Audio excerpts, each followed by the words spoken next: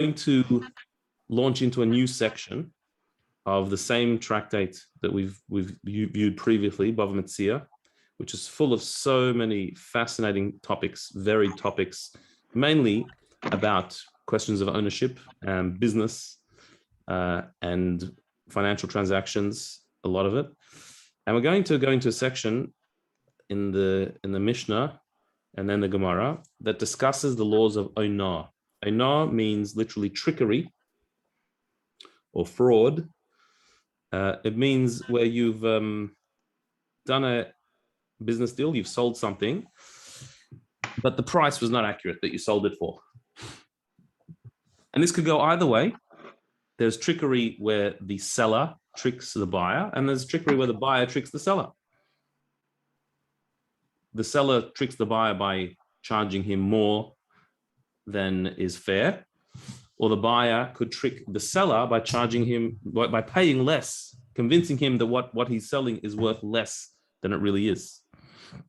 So it does go both ways, onah, trickery and these laws. So to give a little bit of background before we launch into the Mishnah, there is a line that our sages drew as to how much you can overcharge somebody. There's a little bit of wiggle room where you can charge more than the going rate. There's a border at which it's not fair anymore, and any more than that is unreasonable. And we are talking here about things that have a set price. There is a market value of it, and it's not something that is, a subjective matter. There are, of course, certain things that their value is relative. Different people will pay different amounts. Land, for example, buying land or buying a house. You can't put a set price on a house. For one person, this house may be worth more than somebody else because of the area it's in, and other factors. But when you're buying tomatoes or gold, even diamonds, there is a set price. There's a market price that these things are valued at. And so if you overcharge too much, it's considered out of what's reasonable, the going rate. So of course we're talking here about like the retail price, So if you paid wholesale, but there's a retail price for it, so you can't overcharge too much. The amount we're going to see that our sages assessed is 1/6. How we work out that 1/6, we're going to debate, but a 1/6 is the amount of overcharging that under a 1/6 is fair game, over a 1/6 is an invalid sale, and at a 1/6, the one who was ripped off has the right to demand their money back or the difference. The details we're gonna see, but I'm just introducing the concepts now, and we'll see how the Talmud works these ideas out. All right. So as always, questions are welcome as we go along if things are not clear. But the Talmud goes very structurally and step by step. So hopefully, if we hold our brains tight, we'll get through it. And just remember that Talmud study is not necessarily going to tell us the law straight out. There are other books that tell you this is what the law is. Talmud tells you how we get to the law. And so there's going to be debate back and forth, different opinions. You've got to hold on tight. We are looking at Tractate Bava Metzia. You see there, it says Bava Metzia. That's the name of the tractate, which means the middle gate. It's the middle of 3 tractates dealing with a lot of issues of interpersonal interactions, damages, financial issues, ownership. It's the middle tractate, middle gate of that. We're in Perek Revi. It's the 4th chapter called Hazahav. That's the first words on the page, on the chapter. And we're page 49b, Mem Tes Amud Beis. Mem Tes is 49. The 2 dots means we're on the back side of that page. Talmudic pages are double-sided. So page 49 has a front and a back. 49a is the front, 49b is the back. So we're on the back of 49. 49b. In the middle of the page there, it says the letters Mem Taf Nun Yud, which is a abbreviation for Masnisin, Aramaic for the Mishnah. The Mishnah is the brief teaching of law written in cryptic language by Rabbi Yehuda Hanasi, the 2nd century sage, who compiled the Mishnah and all of these teachings. Let's have a look at what he has to say on our topic. Ha'inah, the law of trickery, of overcharging, of trickery, is arba kesef me'esrim va'arba kesef l'sela. 4 silver coins from 24 silver coins, which is a sela. Sela was a currency of the time. A sela was worth 24 silver coins. Trickery is 4 silver coins out of 24 silver coins. That's a bit of an awkward expression there. Exactly what that means, we're going to have to get into the Talmud, the Gemara, to understand exactly what it means. But 4 silver pieces out of 24 silver pieces is considered trickery, and it spells it out, shtus lemekach, a 1/6 of the sale. A 1/6 of the sale. Okay, so what it sounds like, if I would have to work out what it's saying here, is that if something's worth 24 silver pieces, which is a seller, and you sell it for 4 extra silver pieces, for 28 silver pieces, that is called oinah, trickery. A 1/6 of the sale. That's what I would think it says at first reading. Indeed, if we look at Rashi, the great commentary over here on the side, hugging the page, the Mishnah says, "Haina arba kesef, mois kesef shehem sheish bedinar."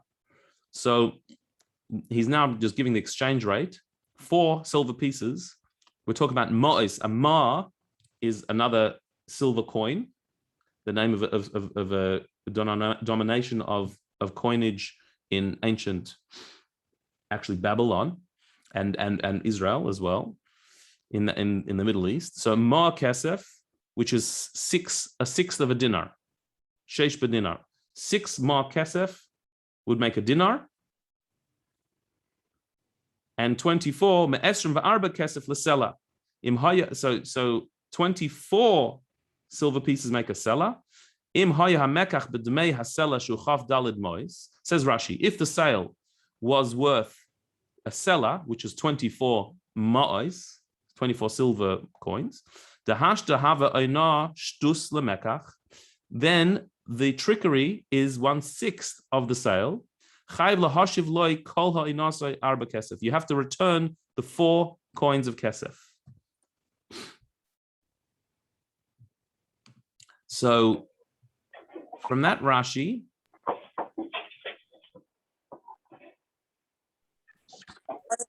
it's not fully clear yet how the numbers work. We'll see in the Gemara. But it seems we're saying that a 1/6 is ripping off. If you overcharge by a 1/6, you're considered ripping off, and therefore you have to return the sale if the buyer wants his money back, or he wants his extra money back, the extra money back. You have to give it back. Let's see. Continues the Mishnah. Ad masai mutar lahachzir. How long does the buyer have to return, to demand a return of his money? Is this open-ended? Is this forever? Can the buyer come back 6 years later and say, remember you sold me this, you overpriced, it was overpriced? How long does he have? What's the window of opportunity? What's the returns policy? Says the Mishnah, ad kadei sheyara letagar or lekroivoi, until enough time as the buyer could show to a merchant, an expert merchant who knows the prices of things, or to a relative who's more experienced in this particular business, and they could give their opinion. So in other words, if you go and buy today some gold or jewelry or tomatoes or whatever it is, something that has a price, if you've been overcharged, You don't have forever to make the claim. You only have as long as it would take to go and show somebody who would know the price of this and get their opinion. Once that time has elapsed, it's assumed that if you didn't check out what you bought, you've accepted what you bought for whatever price it was. And therefore you can have no claim. So you have a window of opportunity to make a claim that you've been overcharged. Once that window has passed, which is enough time for you to go and get a second opinion, ask somebody who knows these things. You're not an expert, so you went and bought this stuff. You don't know what the price of gold or the price of fish or whatever it is you bought. So you went and bought it, but you've had the opportunity now to go and ask somebody who does know. And if that time has passed and you have said nothing, it is assumed that you've accepted the price that you paid and you cannot complain anymore. So says the Mishnah. Then in quite a humorous, uncharacteristically humorous statement in the Mishnah, every now and then there is a bit of humor in the Mishnah. Certainly in the Gemara there is, also occasionally, but Mishnah more rarely, but here's one. It says, Hoira Rabbi Tarfon Belud. Rabbi Tarfon, who was a rabbi, he was in Lud, in the city of Lud, which is in modern day Israel, right next to the airport. It's still called Lud Airport in Israel. So Rabbi Tarfon was the rabbi of Lud, and he instructed, he said that the overcharging that is acceptable is 8 silver pieces out of 24 silver pieces, which is a seller, meaning a third of the price. You can hike it up. Previously, the rabbi said a sixth. You can hike up a sixth. But Rabbi Tarfon in the city of Lud, he had a different opinion. He said that no, you can hike it up a third. 8 silver pieces out of 24, which is a third. A much bigger margin. And so Rabbi Tarfon said that's acceptable. The Samchu Tagre Lud and the merchants of Lud made a celebration. They said, this is amazing. Our rabbi, Rabbi Tarfon, has allowed us to hike up the price a third more than the market value or the retail price. So the merchants were delighted with this little leniency that they were given, that they could really hike up the price a third more than the normal price. Amalahem. So Rabbi Tarfon said, yeah, but listen to the rest of my statement. I indeed allow up to a third. You can overcharge, but but people have the entire day to go back on it. The buyer is allowed for the entire day to change his mind. Previously, we said he only has enough time to go and show it to somebody, to show it to his relative or a merchant who knows the price.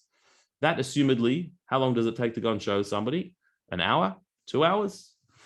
But Rabbi Tarfon said, I'm more lenient as far as the overcharging. I'll let you overcharge up to a third of the price. However, the returns policy that I enforce is you have all day to return it.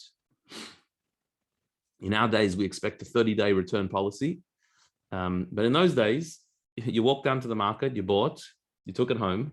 If you want it, you take it back, but you have to take it back that day. Rabbi Tarfon said it has to be the same day, but all day, the whole day. So when the merchants heard this, Amrullah, they said back to him, Yanich lana Rabbi Tarfon b'mkameinu. The merchant said, Rabbi Tarfon, leave us where we were before. If you're going to give an extended returns policy, we're not interested in the greater margin, in the more lenient, more liberal overcharging rate of a third. We're not interested in that if the customer has more time to figure it out and return it. So obviously the Tagre Lud, the merchants of Lud were on the ball businessmen, and they knew that overcharging, well, that's business. Business goes that way, but you got to be quick. You can't give them a long time to figure out what the price is and come and return it. So they preferred to have the original law that you can only overcharge a sixth, but you only have enough time it is to show an expert in the field and come back and return it, you don't have all day to return it. And they said, they went back to the words of the sages, which was a sixth is the limit, and the time limit is how long it takes to go and show it to somebody. That's how long you have to return it. There ends the Mishnah. Is that more or less clear? If we just quickly review, and anyone who didn't get it clear, please tell me, that we're defining here how much can you overcharge without it being considered unfair. And we said up to a sixth. Up to a sixth of the recommended retail price, the market value, or the normal price. You can up to a sixth. How long do you have to return? If you feel you've been overcharged, how long do you have? What's the return policy? It is enough time it is to go and show it to somebody who is familiar with the prices, either a merchant or a relative who's more in the know, and come back and return it. And that assumedly is a couple of hours. That's how long you have. Rabbi Tarfon, when he suggested a higher hiking price, you can hike it up to an eighth, to a third of the original price. The merchants in Lud celebrated until they heard his other condition, and that is that people have all day to return. And they said, forget it. We don't want to give them so much time to figure it out. There ends the Mishnah. Clear? Any questions yet so far? All right. So if that was nice and clear and smooth, that's good. Now we're going into Gemara, which is going to be heavier going. And we're going to have to hold our horses and our thinking caps on pretty tight. Says the Gemara. Here's Gimel Mem Gemara, which is going to be the discussion, the extrapolations, the pulling apart of the Mishnah into its details. Itmar, it has been said, Rav Omar Shtus Mekach Shaninu. Rav, one of the great sages of the Talmud in Babylon, Rav, he said that the understanding of this sixth, the way it's measured, is a sixth of the price, of the actual price of the object that's being bought, the correct price, the correct going rate, which is how we understood the Mishnah when we read it. However, Shmuel Amar, Shmuel, another great sage, disagreed with that interpretation of the Mishnah. And he said, Shtus Ma'is Nami Shaninu, that it can also be read as a sixth of the money that was paid. Meaning, to be considered a fair sale, it has to be up to a sixth of either the retail price or a sixth of what was paid.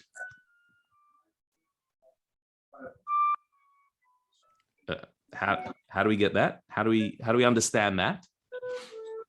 So for this, we need Rashi.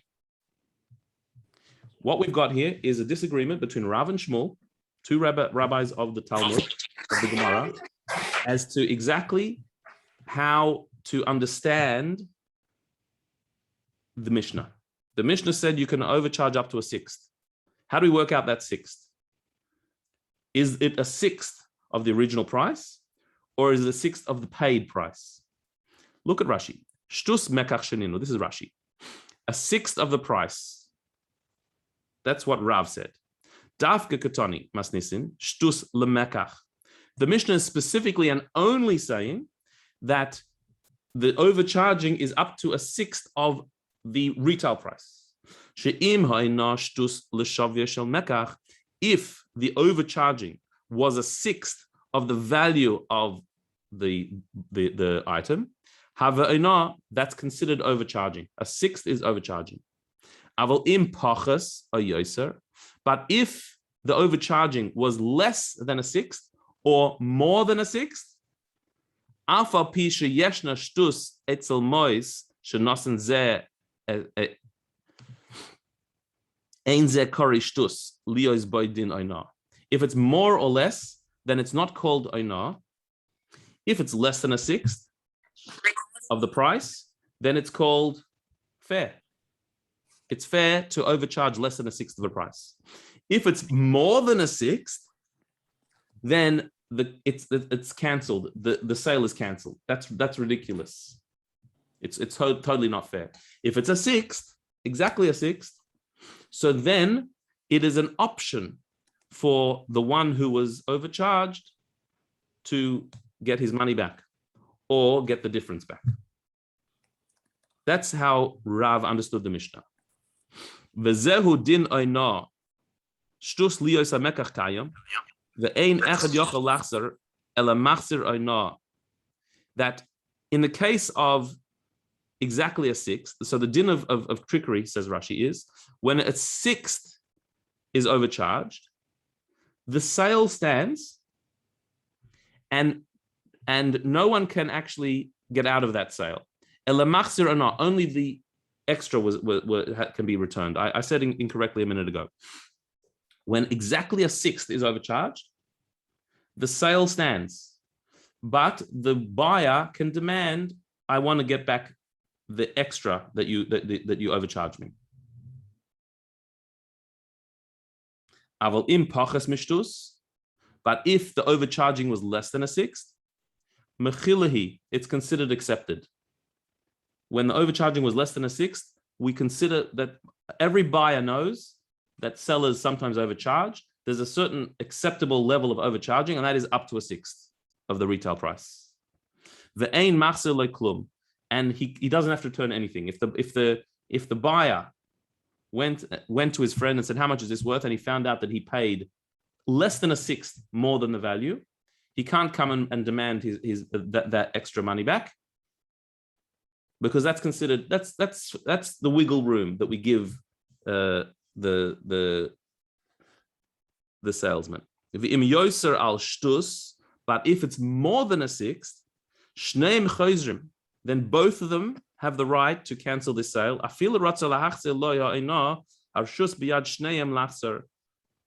And even if he wanted to return the money that he tricked, maybe the seller said, you know what, I want the object back.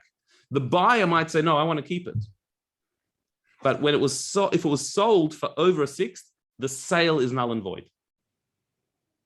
And both have the right to demand it to be reversed. So let's get it clear again. Our sages determined that a sixth overcharging is the border, meaning any less than that, less than a sixth of overcharging, is considered fair game. More than a sixth overcharging is considered way too much, and therefore the sale is void. And either party can demand their money back or the object back. It's void. If it's exactly a sixth overcharging, so there, that's on the cusp, that's on the border, and there the one who was overcharged can ask back for the overcharged amount. But the sale is valid. The sale remains. He can't get all his money back, but he can get back the extra part. That is how Rav understood the Mishnah. Let's go into Shmuel as Rashi explains him. Shmuel Amar Shtus Mois Nami Shoninu. Shmuel's opinion is that not only is the sixth worked out based on the value of the retail value, but also a sixth based on what was paid. Meaning, Masnisin diktane Shtus lemekach lav ashav yoshel mekach dafka koi.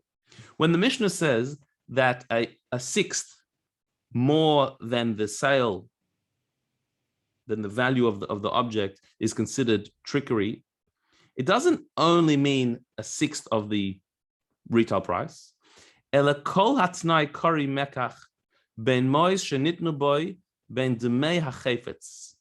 But any sixth will do, whether it's a sixth of the price or a sixth of what was paid. Ben demei hachefetz bechol tzad she'ata moitze sham shtus oina. As long as you can find a sixth, and you can work it out that it was a sixth, bein letzad mois, bein letzad shavyo, whether by working out the money or by working out the value, shalachayvetz of the object, yesh sham eina, the person has a claim of trickery. Ve'ein kan lo mechila v'lo bitul mekach, and therefore he doesn't accept that price, and also the sale is not nullified. The sale stands. Now, I hope you didn't understand that, because I didn't understand that. And Rashi says, "V'hashtem mefarish pluktayu." Now the Gemara is going to explain what he meant, because Rav was very clear. Rav was very easy to follow. The Mishnah said that if you overcharge by a sixth, it's called oinah, and the sale stands, but the person can demand back that extra money. The buyer can demand back the extra money. That's clear. More than a sixth, the sale is nullified, and anyone can ask the money back or the object back. The net sale is nullified. Less than a sixth, the sale stands, and you can't ask for anything back.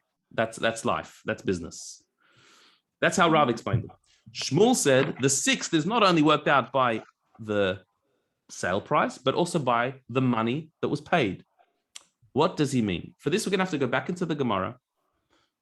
And if you're still holding on and holding tight, hopefully you'll be able to catch what's going on. So we're over here.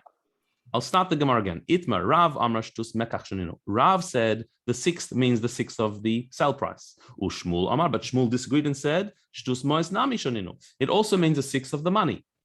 Meaning, Shavi Shisa B'Chamsha. If, let's say, something was worth 6 silver coins and it was sold for 5. Yeah? Or shave shisa b'shiva, or something that was worth 6 silver coins, b'shiva, and it was sold for 7 silver coins. So, very simple. We've got something that's worth 6 silver coins. And the buyer came and said, that looks like it's worth 5, and he paid 5 silver coins to the seller. Or something, the same object is worth 6 silver coins, and the seller said, I want 7 silver coins for it, and the buyer paid that. In those two cases, kula alma loy plige. Everybody agrees, both Rav and Shmuel, who we quoted, agree. The basar mekach azlinon voinahave. That in such cases, the sale price is 6, and by selling it for 5, that is a 6th underpriced. Selling it for 7 is a 6th overpriced. And either way, in both of those cases, we have a case of oinah, of trickery, borderline trickery, which means that in the first case, where it was bought for 5 silver pieces instead of the 6 that it was worth, the seller can demand the extra silver piece. He can say, no, you've underpaid me a 6th. That's not fair. You have to give me another silver piece. In the second case, where it was worth 6 and it was sold for 7, that is sold for a 6th more than its value. So in that case, the buyer has been overcharged, and the buyer has the right to say, give me back 1 silver piece. It's only worth 6. Everyone agrees with that. That is all clear. Keep ligi, but where Rav and Shmuel disagree is in the following case. Shavi chamsha b'shisa. What if something was worth 5 silver pieces and it was sold for 6 silver pieces? Or v'shave shiva b'shisa, or something that was worth 7 silver pieces was sold for 6. So I'm going to ask you, let's say the first one, that something was worth 5 silver pieces and it was sold for 6 silver pieces. Can I ask you, what's the law?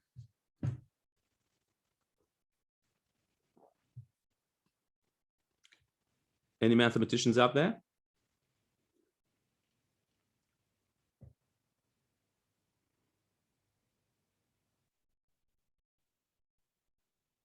1/6. So therefore,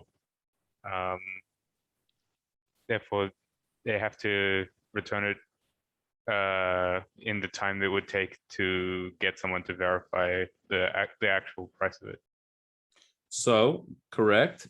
If something's worth 5 silver pieces and it was sold for 6, the overcharging was more than a sixth. It's a fifth, which is bigger than a sixth, right? 1 silver coin out of 5 is bigger than 1 out of 6. So a 5 silver coin worth object that was sold for 6 silver coins was sold for more than a sixth over its value.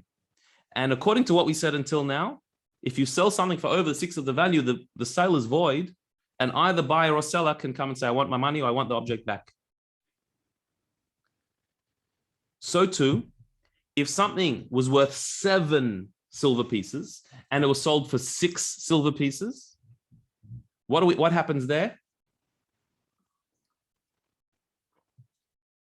It was valued at 7 silver pieces. That's the worth, but it was sold for 6 silver pieces. What happens there? What's the law there? Is 1/7, isn't it? It's 1/7 undercharged. So what do we say in such a case?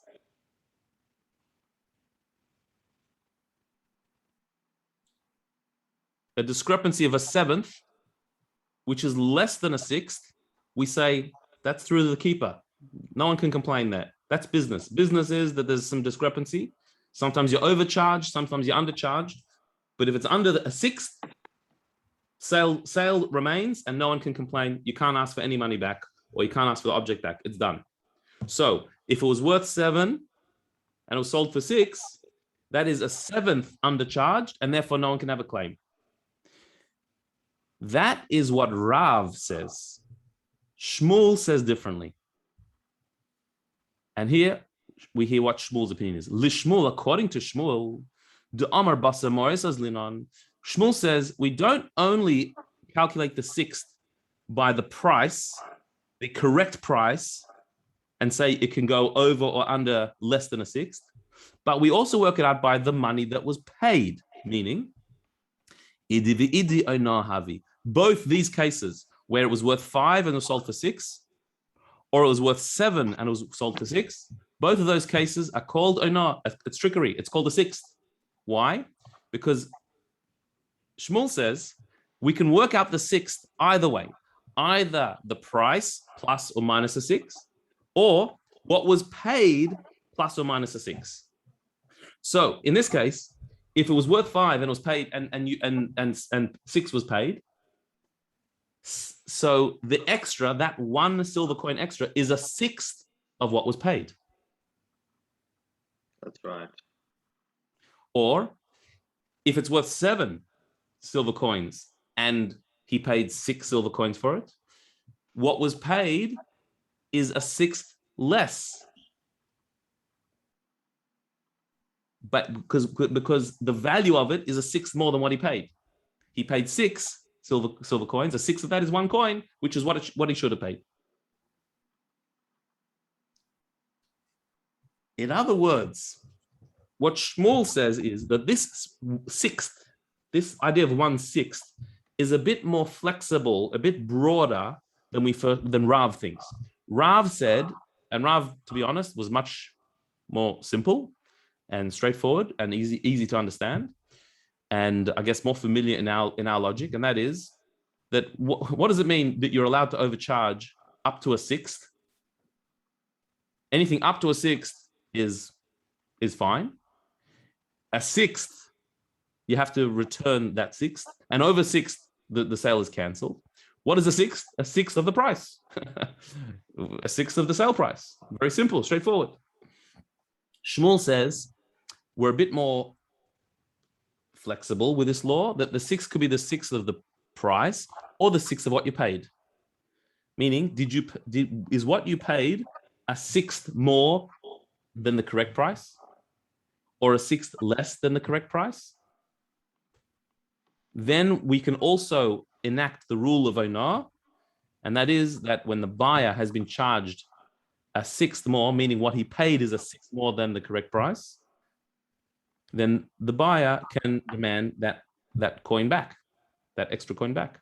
When the seller sold it for a sixth less, meaning that what the money that was paid is, if you add a sixth to it, you get to the correct price. It was 6 silver coins instead of 7. In that case, the seller can demand that extra coin. But Shmuel's argument is that sixth can be worked out by adding to the sale price, or adding to the correct price. Either one. Anybody with me?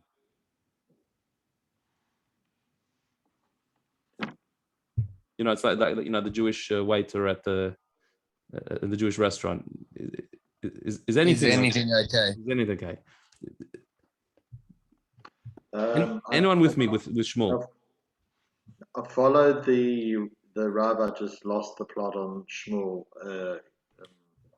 Let's go over it again. And that's not surprising because, like I said, Rav is very smooth. Shmuel is a surprising opinion. Rav says quite simply, the sixth that you are within your rights, if it's less than a sixth, to overcharge, if what we're talking about is a sixth of the correct retail price. If you overcharge more than a sixth of the correct retail price, it's nullified. Less than that, it's acceptable on a sixth, and the buyer has the right to ask for that extra sixth back. What are we working the sixth out? From the retail price. So if something is worth 6 silver coins and you charge 7 silver coins, you're on that cusp where the buyer has a right to say, give me back that extra coin.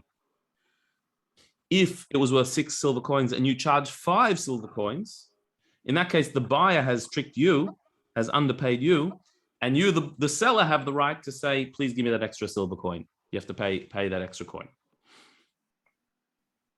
That's how Rav understands it. However, what about a case where something was worth 6 silver coins and you charge 7 silver coins? According to Rav, that's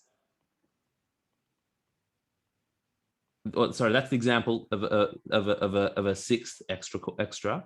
It's worth 6 silver coins and you charge 7. So that's a 6 extra. But what if it's worth 5?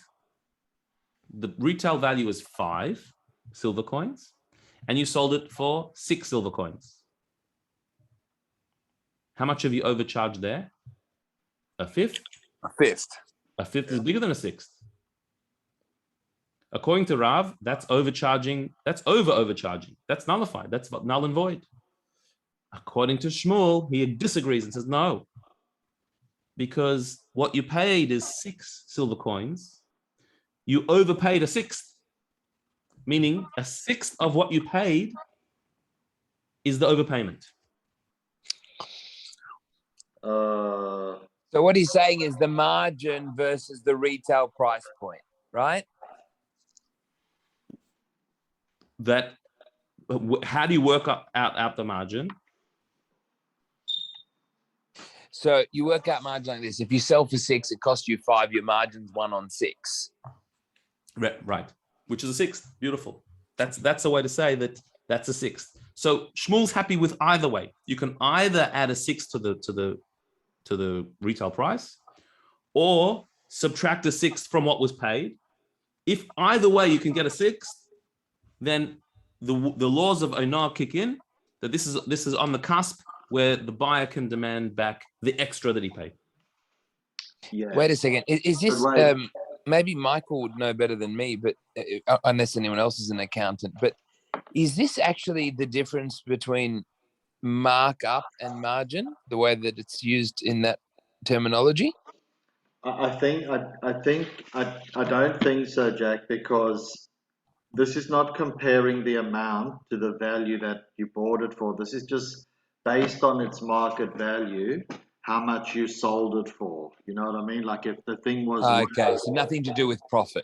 Nothing to do with profit, just relative to how much it should be worth in the market and how much as a proportion of that you over or undersold it for. Like if it was worth 5 and you sold it for 10, then it's like you've sold it for twice what you should have. You know what I mean? Like nothing to do with profit, I don't think. Yeah, I got it. But I just missed that last point with Shmuel on the 5-6 example. I lost the plot there. Okay. So Shmuel says like this, that you paid 6 silver coins for something that's worth 5 silver coins. Yeah. So the extra that you paid Is 1. is a sixth of what you paid. It's not a sixth of the price. It's a fifth of the price, which is more than a sixth, but it's a sixth of what you paid. And so says Shmuel, that for me is good enough to call it a sixth. If it's a sixth of what you paid, or it's a sixth of the original price, either way, the laws of Einar kick in. So with Shmuel, he's basing his 6 on either what it's worth or what you paid. Correct. So, okay.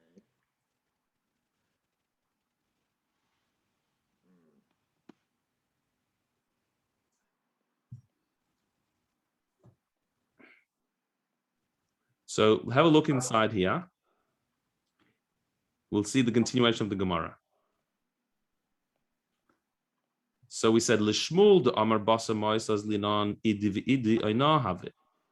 In the case of where it's worth 5 and you stole it and you bought it for 6, or it's worth 7 and you bought it for 6, either way, according to Shmuel, who says you can work out a 6 by the money you paid, so either way, it's called a sixth. Because you paid 6. If you paid 6 silver pieces for something worth 7 or something worth 5, the extra that you paid or the less that you paid is 1/6 of what you paid.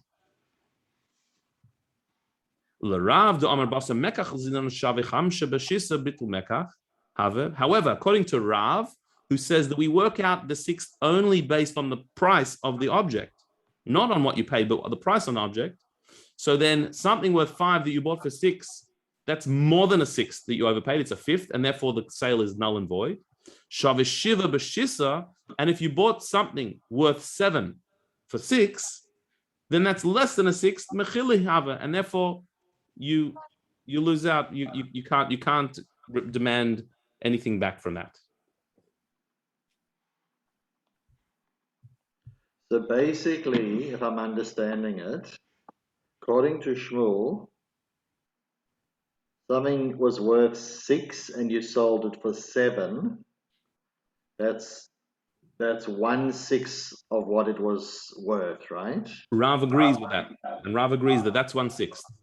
If it was worth 5 and you paid 6, that's 1/6 of what you paid. Correct. So they're both. And there, Shmuel says a sixth of what you paid is good enough. That's a sixth for me. So according to Shmuel, if you can come up with a 6 either way, it's okay. Yes. In other words, what I think Shmuel is saying is that if you come back in business, you have to have a fair argument. You have to be within the realm of fairness. And so we all know that a sixth is the cusp. Less than a sixth, it's fine to be a bit of wiggle room. More than a sixth is unreasonable. And on sixth is where you can get your extra money back. We know that. But Shmuel says, so as long as the person who overcharged or undercharged or underpaid, as long as the person who overcharged or underpaid can argue, yeah, a sixth, it was within a sixth. What sixth? A sixth of the money that I paid. Or a sixth of the market value. As long as there's a sixth there, either way, you can say that's within the reasonable argument of business.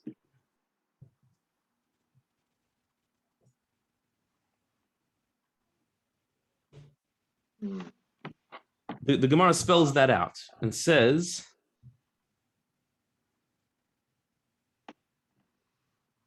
here, or Shmuel Omar, Shmuel says, Ki amrinon mechila or bitul mekach. When do we say that less than a sixth, the sale goes through and it's just bad luck, you got to accept that? Or more than a sixth, the sale is completely nullified and either party could cancel it. Is when there's no way to argue that there was a sixth there. That no way you look at it can you say that this was a sixth or less. This was a sixth. But if there's one way you can argue that this was a sixth, either under or low or higher, mitzad echad, then that's called onar. That's called the trickery that is the borderline, and the extra has to be returned. How's that?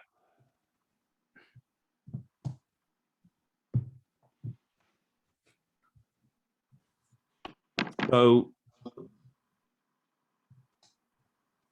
now we've got two different opinions as to what the Mishnah means, that a sixth is that borderline of any less than that, it's fair game. More than that, it's totally unfair and is cancelled.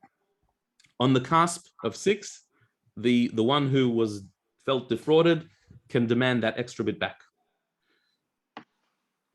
Two ways of looking at it. Rav says you only look at it by the price and plus a sixth, and Shmuel says either the price or what was paid. If there's one way you can work out that a sixth is that extra, so then the law of onar kicks in. Now we have to try and fit that into the Mishnah. Yeah. Rav seems to make sense to us as we kind of buy things nowadays. But Shmuel's confusing because what it's worth is what can be determined, like by agreement in the market. But if you're basing it on what you paid, it kind of seems circular because like what you paid, if you've overpaid, that's already where the problem is, isn't it? Right, but this is the case we have in front of us. We've got a case where it was valued 5 silver pieces and it was bought for 6 silver pieces. This is the case. So our question is this within a 6 or not? If he paid 7 silver pieces for something worth 5 silver pieces, so then that's overpaying according to everyone.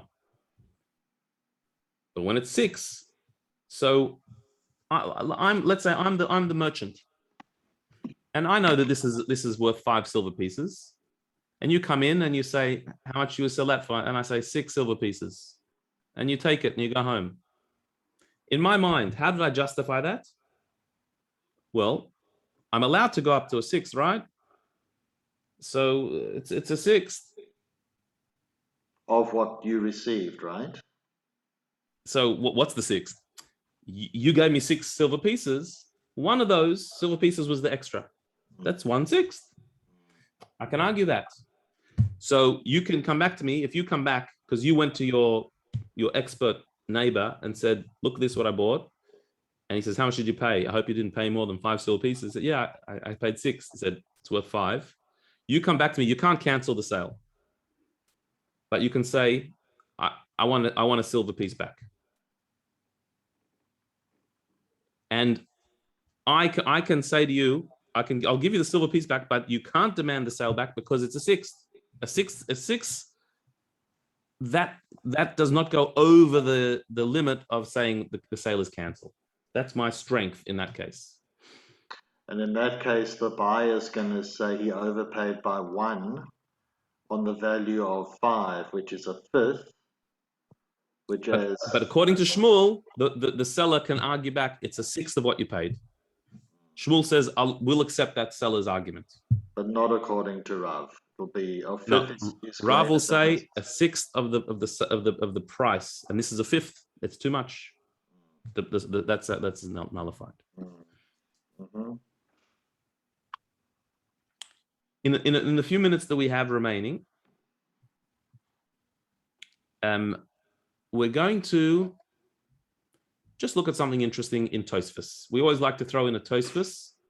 Now, don't worry, this Tosfos is not going to add too many layers of confusion. there are a few Tosfos on the page. We're just going to do the first one at the top of the page here, which is just an interesting one. We said in the Mishnah, how long do you have to make a return? If you have realized, how long do you have to work out that you've been overcharged and you can go back and demand the extra money back? We said the amount of time it takes for you to go to show what you bought to an expert merchant or a relative who is in the know on these things, which assumedly is a couple of hours. Says Tosfos, ve'im toimer, a question.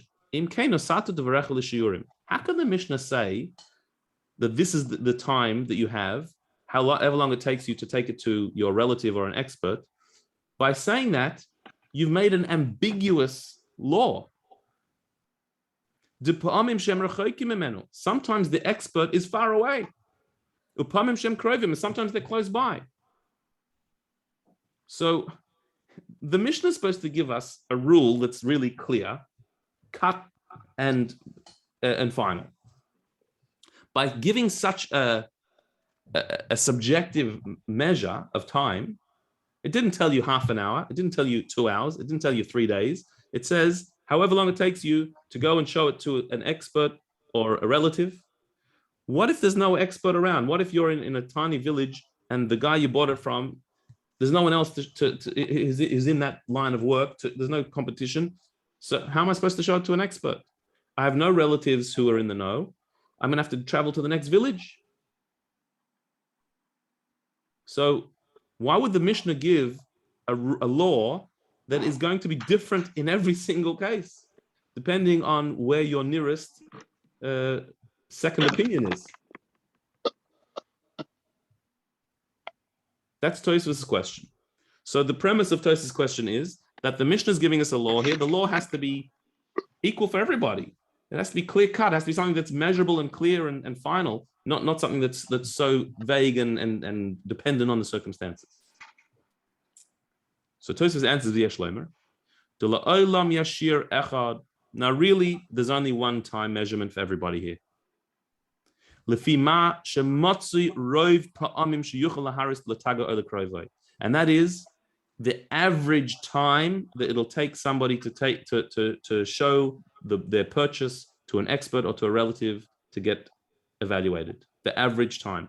It doesn't mean your particular time based on where your nearest second opinion is that you can ask. It's talking about an average. What's the average time that a person would take to ask their expert opinion? And what is that? In a normal village, where usually there's a bit of competition and there's this seller and that seller, there's a few places you could go. In a normal village, you got a couple of hours or whatever it is. And if you have really close people who are just right next door that you can ask and it'll only take you 5 minutes, or really far away that you're going to have to travel for a few days, you're not going to get any extra time or any less time. Right? So maybe you bought silverware from a silversmith or a silver shop, and there's another one right down the road, someone you know, and you could easily just go and ask him, can you give me what the right price is for this? That'll only take a few seconds. Or the opposite, it's the only silver store in town, and you have to go to the next town, which is going to take you hours to get there. It doesn't matter. We're talking about an average. On average, how long does it take? What's the normal amount of time it takes? And so that the sages have to assess what's the average time it takes for somebody to check out the merchandise, and that's what they're given. And I would say that based on this law, probably most return policies are based on something like this. Of course, we live in a very different society, where in those days the home deliveries were shocking, and online orders took ages to get what you ordered. Unlike today, when you can get it in a few days. These days, sometimes it's a little bit delayed. But but so what when Amazon or Kmart or David Jones or any store, when they decide their returns policy, where do they get the 30-day return policy or 7-day return policy? Where do they get it from? So some of them are just being generous. They get it from their Rav. Oh, it must be from Rav or Shmuel. So they're basing it on what's a reasonable time for this person to receive the merchandise or take it home, try it on, or test it out, or see and realize that this was good for them, not good for them, and get it back to us. So you're not given a couple of hours. I think 7 days is probably the minimum that most of them will give, because for you to come get around to coming back to the shop, that's what's reasonable.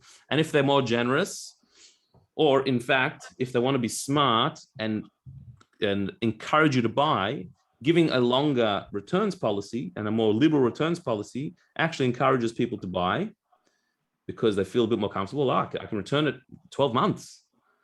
And we all know if you've got 12 months to return it, you're never returning it. So it's good business. Whereas here in the Talmud, it's actually saying that you've got enough time to show your expert, your friend, which assumedly is a few hours. And that assumption is, how does Tosfos know that it must be quite limited? Because remember in the Mishnah, Rabbi Tarfon told in Lud said that you can overcharge a third, not a sixth, but a third. But he said people have all day to return it, and the merchants didn't want it. They liked the third, but they didn't like the all-day return policy, which means that the return policy over here must have been shorter than that, which is what they wanted to go back on. All right, we're going to pause there. I'm we're happy to take any questions if anyone has, but otherwise we're going to, please God, continue and delve into this further next week. I have a question. Thank you. Thank you very much, Rabbi. See you next week. All the best. Good night. Was Jack's delivery within a 6? Okay, that's going to require some chazara for sure. That's for sure. Shkaya, thanks a lot. No worries.